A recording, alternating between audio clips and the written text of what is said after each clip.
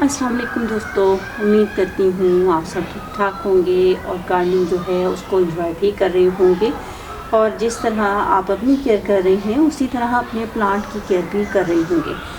तो आज मैं आपसे स्पाइडर प्लांट के बारे में कुछ शेयर करूँगी। और जैसा कि हम आम तौर पे कहते हैं कि ये किसी प्लांट के बारे में जब बात करते हैं तो कहते हैं कि ये एक लो मेंटेनेंस प्लांट है।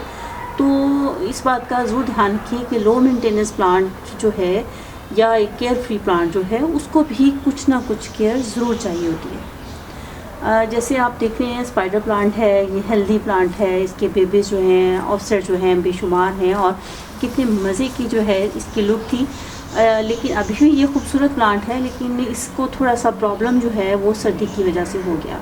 तो बेसिकली विंटर में हम अपने प्लांट्स की केयर कैसे करेंगे? बहुत से तरीके हैं कि हम उनको थोड़ा शेड में शिफ्ट कर दें ताकि वो ठंड से बचे रहें। पानी तो लाजिम बात है हम उन्हें कम देंगे क्योंकि गर्मियों में पानी उनको ज़्यादा चाहिए होता है। स्पाइडर प्लांट को सर्दियों में पानी निस्बतन और भी कम चाहिए क्योंकि ये अपनी जब हम इसको पानी देते हैं तो इसकी ट्यूबरस रूट्स जो हैं वो अपने अंदर पानी जमा कर लेती हैं।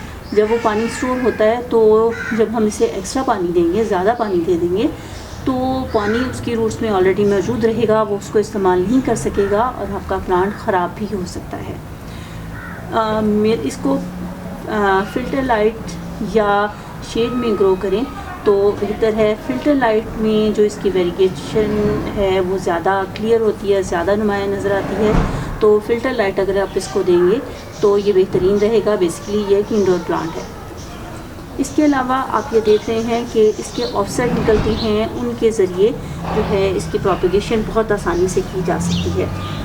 ये एक देखिए ऑफसेट जो है इसमें से मैंने यहाँ जैसे ये लंबी सी एक स्टॉक निकलती है, उसके एंड पे ये प्लांट निकलना शुरू हो जाता है और उसके बाद उसमें जब वो ज़्यादा मैच्योर होना शुरू होता है उसकी रूट्स डेवलप हो जाती हैं। रूट्स देखें इसके कितने अच्छे से डेवलप हैं। इसको हम सॉइल में लगा देंगे और ये ऑलरेडी एक कंप्लीट प्लांट है जिसमें लीफ भी निकले हुए हैं, जिसमें रूट्स भी मौजूद हैं।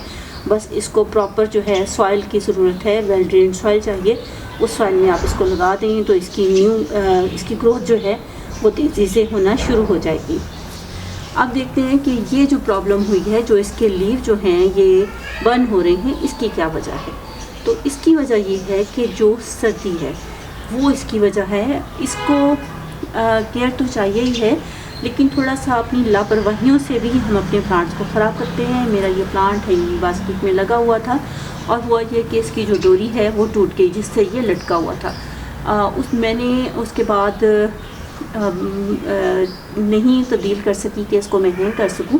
तो ये हुआ कि इसकी जो है स्टॉक्स निकली, बढ़ना शुरू हो गई, पहले भी थी और निकली, लंबी होनी शुरू हो गई। और दूसरा ये हुआ कि मौसम भी ठंडा हो गया और ये ज़मीन से टच करने लगी। ज़मीन से टच करने लगी तो सर्दी जो है, एक तो ऊपर से इसको ठंड मिल रही है, दूसरे फर्श की जो है ठंडक थी, उसकी वजह से इसके लीफ जो हैं वो बर्न होना शुरू हो गए। और ये देखिए कई प्लांट जो हैं वो ख़त्म ही हो चुके हैं। ये देखिए ये प्लांट ज़ाया हो गया, ये प्लांट ये भी ख़राब हो रहा है, इसकी रूट्स डेवलप हो रही हैं। इसको अभी भी मैंने इसकी जगह चेंज ना की, इसकी केयर ना की, तो ये प्लांट भी बर्न हो जाएगा। एक एक करके इस प्लांट के तमाम जो हैं ये बर्न जो हुए लीव्स हैं इनको हम रिमूव कर देंगे, इसकी जगह चेंज करेंगे। इसको या तो हैंगिंग बास्केट में लटकाऊंगी इसके, और या मैं ये करूँगी कि इसको मैं किसी ऊंची जगह पे रख दूँगी। उस सूरत में भी ये होगा कि इसके जो स्टॉक्स हैं या ये बेबी प्लांट हैं ये ज़मीन से टच नहीं होंगे और ये प्लांट मेरा बच जाएगा। उम्मीद है आपका भी एक हेल्दी और फ्रेश प्लांट जो है उसको, अगर उसके जो रनर्स हैं वो ज़मीन से टच कर रहे हैं तो आप उसको वहाँ से ज़रूर हटाएंगे और उसके लिए प्रॉपर जगह लेंगे ताकि जो प्रॉब्लम मेरे प्लांट के साथ हुई आपके प्लांट के साथ ना हो। उम्मीद है आपको वीडियो अच्छी लगी होगी और मेरा ये प्लांट भी आपको अच्छा लगा होगा। आइंदा आपसे फिर मुलाकात होगी, तब तक के लिए अल्लाह हाफिज़। बेबे बेबू।